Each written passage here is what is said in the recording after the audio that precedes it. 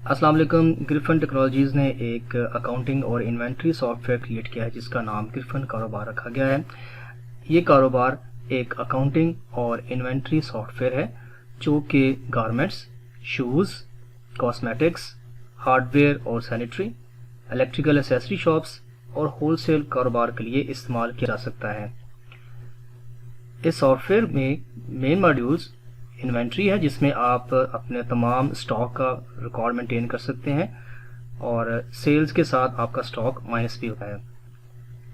और इसके अलावा इसमें परचेज रिकॉर्ड है कि आपने किस डेट पे क्या चीज़ परचेज़ की और किस सप्लायर से चीज़ परचेज़ की, इसका तमाम रिकॉर्ड मेंटेन किया जाता है। इसके बाद सेल्स रिकॉर्ड है कि आपने अपने कस्टमर्स को क्या चीज़ बेची और तमाम कस्टमर्स का रिकॉर्ड मेंटेन किया जाता है। इसके बाद पेमेंट्स है कि आपने सप्लायर को कौन सी पेमेंट्स अदा करनी है और अपने कस्टमर से कौन सी पेमेंट्स ली है, ये भी मॉड्यूल इस सिस्टम में शामिल है। इसके बाद पर्सनल रिकॉर्ड है, यानी कि आप डेली के जो आपके एक्सपेंसेस होते हैं, आपके प्रॉफिट लॉस, आपके तमाम रिपोर्ट्स वगैरह भी इस सॉफ्टवेयर के अंदर शामिल हैं। और बहुत सी किस्म की रिपोर्ट्स हैं जिसमें इन्वेंट्री रिपोर्ट्स हैं, परचेज की reports, sales reports, payments reports और पर्सनल रिकॉर्ड की रिपोर्ट्स हैं। ग्रिफन टेक्नोलॉजीज की जानिब से जो तैयार करदा ग्रिफन कारोबार के सम सेलियंट फीचर्स में मोबाइल फ़ोन पर इस्तेमाल किया जा सकता है। इसमें जो रिपोर्ट्स और इनवाइसेस हैं, इसमें आप इसे व्हाट्सएप नंबर पर भी अपने कस्टमर्स को भेज सकते हैं। और ये मल्टी यूज़र है और मल्टी ब्रांच सिस्टम है। तो अब हम देखते हैं कि इस सॉफ्टवेयर को में कौन कौन से फीचर्स हैं। तो मैं आपको अब सॉफ्टवेयर की तमाम जो फीचर्स हैं प्रैक्टिकली इसको वैल्यूज फीड करके अब हम देखते हैं कि इस सॉफ्टवेयर के अंदर कौन कौन से फीचर्स और फंक्शंस हैं। सबसे पहले जब आप सॉफ्टवेयर इस्तेमाल करना शुरू करेंगे तो आपको अकाउंट क्रिएट करना पड़ेगा। यहाँ पर आप अपना नाम लिखेंगे, मैं यहाँ पर अपना नाम लिखता हूँ। और इसके बाद आप अपनी शॉप का नाम या कंपनी का नेम लिखेंगे, लाइक मैं लिखता हूँ यहाँ पर ग्रिफन ट्रेडर्स। और देन यहाँ पर ईमेल एड्रेस लिखेंगे, आप कोई भी ईमेल एड्रेस लगा लें जो कि आप यूज़ करते हैं। और पासवर्ड अपनी मर्जी का लगाएं, लेकिन याद रहिए कि यहाँ पर जीमेल वाला पासवर्ड नहीं लगाना आपने। और इसके बाद कंफर्म पासवर्ड करें और कंपनी लोगो सेलेक्ट कर लें। यहाँ पर हम कंपनी लोगो सेलेक्ट कर लेते हैं और ये हमने सेलेक्ट कर लिया। इसके बाद अकाउंट रजिस्टर कर लें।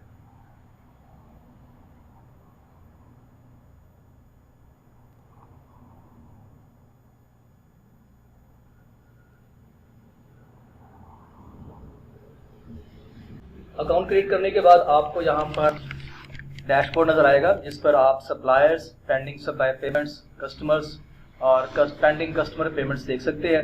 और इसके अलावा यहाँ पर आपको परचेज और सेल्स की प्रोग्रेस नज़र आएगी। क्योंकि अभी ये स्टार्ट है तो यहाँ पर अभी कोई भी ग्राफ नज़र नहीं आएगा। और इसके बाद सेकंड साइड पे आपके पास कैश इन और कैश आउट का भी प्रोग्रेस आपको नज़र आएगी कि आपने कितने पैसे लिए और कितने पैसे दिए। अगर आपका कैश इन ज़्यादा है तो आपको प्रॉफिट शो होगा, और अगर आपका कैश आउट ज़्यादा है तो आपको लॉस शो होगा।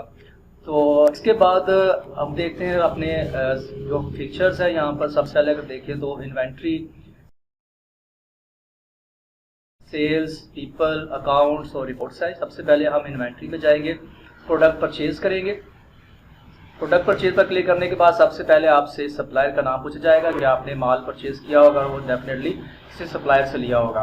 यहाँ पर हम सबसे पहले एक सप्लायर ऐड करेंगे, लाइक हम यहाँ पे लिखते हैं जी ज़ाहद अली। और इसके बाद हम उसका मोबाइल नंबर लिखते हैं +92 आपने लाजमी लगाना है यहाँ पर 3067095009। और इसके बाद एड्रेस हम लगा देते हैं यहाँ पर लाहौर। और ओपनिंग बैलेंस आप अगर फर्स्ट टाइम उससे परचेज़ की है तो आप यहाँ पर 0 लगाएंगे, और अगर आपने पहले उससे कोई परचेज़ की हुई है, कोई आपके बकाया जात हैं तो आपने उसको अदा करने हैं, तो आपको आप ओपन बैलेंस भी लिख लेंगे। फॉर एग्जांपल मैं यहाँ पर ओपन बैलेंस 0 करता हूँ। इसके बाद इसे हम सेव कर लेंगे। सेव करने के बाद आप दोबारा इसमें नाम लिखेंगे। एक चीज़ यहाँ बताता चाहूँगा, अगर आप यहाँ पर न्यू सप्लायर में बगैर डाटा सेव किए आप इसको स्टार्ट करेंगे, प्रोसीड करेंगे, तो आपका रिकॉर्ड मैनेज नहीं होगा। क्योंकि सप्लायर को सेव करना लाजमी है, ज़रूरी है, क्योंकि इसके सप्लायर आईडी होती है जिसकी बिहाफ पे सारा रिकॉर्ड मेंटेन हो रहा होता है। तो आपने कभी भी डायरेक्टली कोई भी सप्लायर नहीं लिखना। फॉर एग्जांपल मैं यहाँ पर अब्बास लिखता हूँ तो यहाँ मुझे कोई हिट नज़र नहीं आई, मतलब कि मेरे पास वो सप्लायर सेव नहीं है। ठीक है। तो वो सप्लायर आपने यहाँ पर इंटर करना है, जिसको आप यहाँ पीछे ये आपको हिंट दे के अभी मौजूद है। इसके बाद इसे प्रोसीड करेंगे। प्रोसीड करने के बाद यहाँ पर अब हम पहले प्रोडक्ट और कैटेगरी से करेंगे। प्रोडक्ट में फॉर एग्जांपल मैं यहाँ पर लिखता हूँ बायो आमला, और इसे मैंने सेव कर लिया। सेकंडली आपने यहाँ पर कैटेगरी लाजमी सेव कर लेनी है। कैटेगरी में मैं कहता हूँ यहाँ जी शैम्पू है, और शैम्पू जो है ये बेसिकली बार बार रिपीट होगा, डिफरेंट टाइप्स के शैम्पूज होते हैं, तो इसलिए आप इसे एक ही दफ़ा सेव करेंगे। अब यहाँ पर हम प्रोडक्ट में ई लिखेंगे तो बायो आमला आ जाएगा, सिलेक्ट करेंगे, टैब प्रेस करेंगे और कैटेगरी में आ जाएगा। एस लिखूंगा, शैम्पू आ जाएगा, टैब प्रेस करूंगा, क्वांटिटी आ जाएगा। क्वांटिटी में 24 लिख लेते हैं। परचेज रेट मैं कहता हूँ जी कि मैंने 200 रुपये का परचेज किया,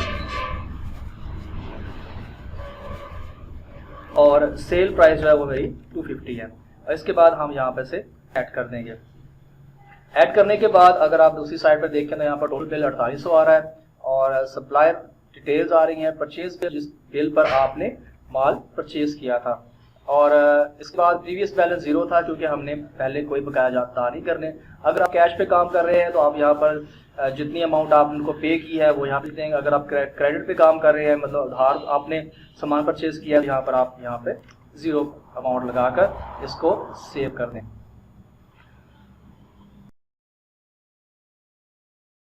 इसके बाद अगला ऑप्शन आता है जी कि सेल्स का, ठीक है। सेल्स में हमारे पास है इनवॉइस। इनवॉइस में भी सेम वही चीज़ है कि यहाँ पर हम कस्टमर का जो हम बिल जनरेट करेंगे, सबसे पहले हम यहाँ पर न्यू कस्टमर ऐड करेंगे। और इसका यहाँ पर फॉर एग्जांपल मैं कहता हूँ जी अकबर अली,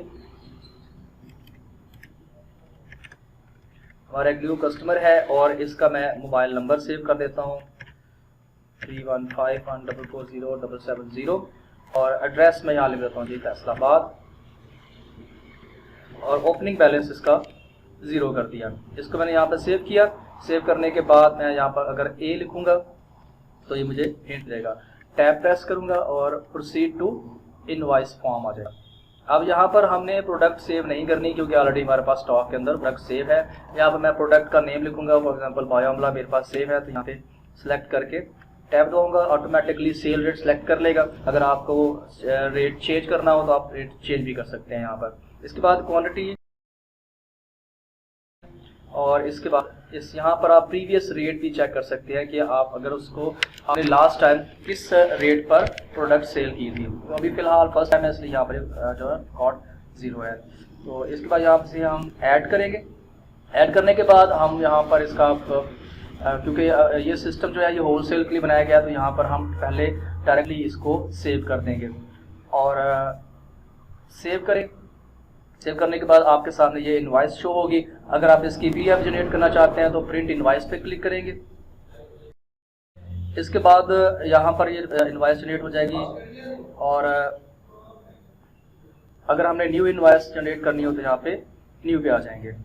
इस बाद हमारे पास है रीप्रिंट इनवॉइस है। अगर हम इनवॉइस रीप्रिंट करना चाहते हैं तो यहाँ पर लास्ट जो लेटेस्ट इनवॉइस नंबर लिखा हुआ है हम यहाँ पर 1 लिखेंगे, तो ये यहाँ पर ये प्रिंट इनवॉइस कर देगा। इसको अगर पीडीएफ निकालनी हो तो पीडीएफ भी निकाल सकते हैं। इसके अलावा यहाँ पर सेल्स रिटर्न भी है। इसमें हम कस्टमर अगर हमें कोई चीज़ वापस करना चाहता है तो यहाँ पर उसको हम सेल रिटर्न भी कर सकते हैं। सेम इसी यही हम इसको प्रोसीड टू इनवॉइस फॉर्म आएंगे। सेम उसी तरह हम इसमें प्रोडक्ट नेम लिखेंगे, क्वांटिटी लिखेंगे, और इसके बाद इसको सेव कर देंगे तो यहाँ हमारे पास सेल रिटर्न भी आ जाएगा। नेक्स्ट हमारे पास है पीपल। पीपल के अंदर है सप्लायर्स। सप्लायर में हमारे पास हमने एक ज़ात अली के नाम से एक सप्लायर क्रिएट किया था, उसका हम अगर लेजर देखना चाहते हैं तो उसको भी क्लिक करेंगे। हम उसकी 2 dates from date to date भी अपनी मर्जी सेलेक्ट सकते हैं।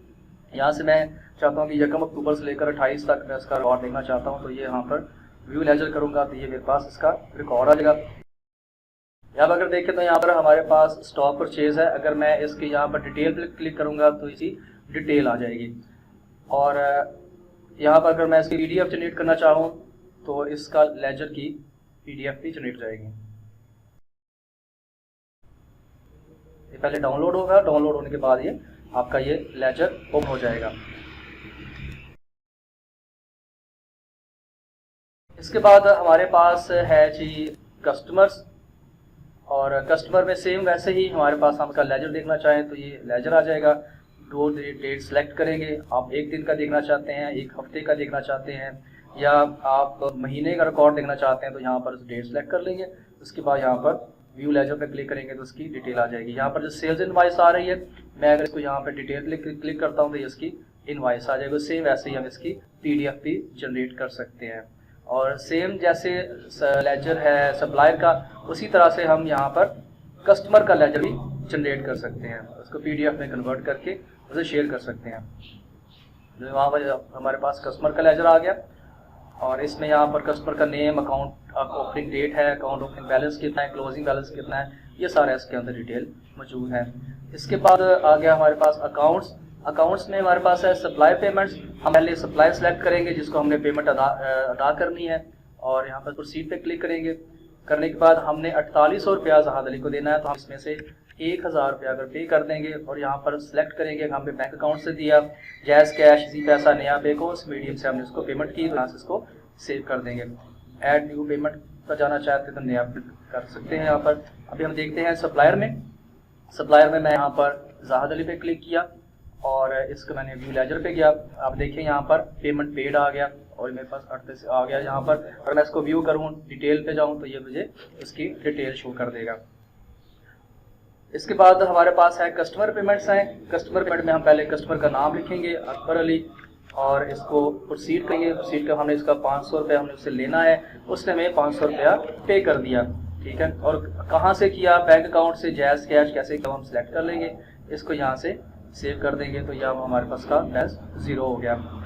इसके बाद हमारे पास है यहाँ पर डेली एक्सपेंसेस में हम लिखते हैं जी हमने मील्स के लिए, हमने खाने के लिए हमने पे किया और 500 रुपया अदा किया और इसमें एक्सपेंस टाइप हमारे पास मील्स हैं, ट्रांसपोर्ट, स्टाफ सैलरी है, इसको यहाँ से हम सेव कर देंगे। इसके बाद रिपोर्ट्स में देखते हैं हमारे पास सबसे पहले है पर्सनल लेजर है कि हम अपना जो रोज़ाना का खाता है वो देखना चाहते हैं तो इससे पहले व्यू लेजर पे क्लिक करेंगे। यहाँ पर हमारी तमाम डिटेल्स शो हो रही है कि हमने कितने पैसे लिए। यहाँ पर हम देख सकते हैं कि जो भी हमने ट्रांजैक्शन की वो सारी की सारी डिटेल्स हमारे पास यहाँ पर शो हो रही हैं। इसके बाद हमारे पास सप्लायर लेजर है और जो मैं पहले आपको दिखा चुका हूँ कस्टमर लेजर है। और इसके बाद हमारे पास है यहाँ पर स्टॉक रिपोर्ट में हमारे पास स्टॉक शो हो रहा है और यहाँ पर 2 ऑप्शन आ रहे हैं, ऑल स्टॉक या स्टॉक बाय कैटेगरी। अगर ऑल स्टॉक पे क्लिक करेंगे तो हमें ये जो हमारा जो तमाम जो स्टॉक है मौजूद है वो हमें शो कर देगा। और अगर हम देखना चाहते हैं कि कैटेगरी वाइज कि हमारे पास कौन सी कैटेगरी लाइक शैम्पू है, ब्यूटी क्रीम है या कौन सी चीज़ है, तो उसकी कैटेगरी वाइज भी इसमें रिपोर्ट जनरेट की जा सकती है। इसके बाद यहाँ पर हमारे पास है परचेज रिपोर्ट में हम 2 डेट्स के दरमियान अपनी परचेज दे सकते हैं, यहाँ पर तमाम जो परचेज की डिटेल्स आ जाएंगी। और सेल्स रिपोर्ट भी सेम वैसे ही 2 डेट्स के दरमियान हम अपनी सेल देख सकते हैं। अगर हम उनको डिटेल देखना चाहें तो इसकी हम यहाँ पे इनवॉइस भी जनरेट हो जाएगी।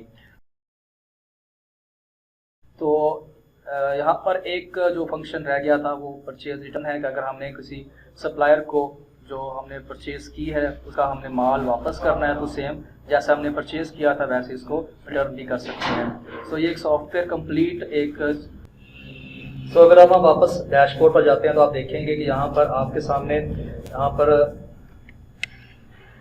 जो तमाम जो हमने ट्रांजैक्शंस की थी उसका रिकॉर्ड शो हो रहा है। यहाँ पर सेल्स भी आ रही हैं और यहाँ पर हमारे पास परचेज़ का रिकॉर्ड भी आ रहा है। यहाँ पर दूसरी साइड पर देखें तो कैश आउट है, हमने 1500 रुपया पे किया था और यहाँ पर हमने कस्टमर से 500 रुपया वसूल किया था। तो ज़ाहिर बात हमें लॉस हुआ कितने 1000 रुपये का। तो ये सॉफ्टवेयर जो है ये छोटे कारोबार के लिए बहुत बेहतरीन है, जिसमें आप तमाम अपने सप्लायर्स का रिकॉर्ड, अपने कस्टमर्स का रिकॉर्ड, पेमेंट्स देना और पेमेंट लेना, अपने डेली एक्सपेंसेस को आप बहुत आसानी से मैनेज कर सकते हैं। तो अगर आपको ये सॉफ्टवेयर पसंद आया तो लाजमी कॉन्टैक्ट कीजिए। और किसी भी किस्म की अगर इसमें कोई चेंजिंग करवानी हो, कोई क्योंकि हर बिज़नेस का एक अलग प्रोसेस है तो उस प्रोसेस के मुताबिक जो है आपका सॉफ्टवेयर मॉडिफाई हो सकता है। तो मज़ीद कोई भी इंफॉर्मेशन चाहिए हो तो हमारे हेल्पलाइन पर कॉन्टैक्ट कीजिए। थैंक यू, अल्लाह हाफ़िज़।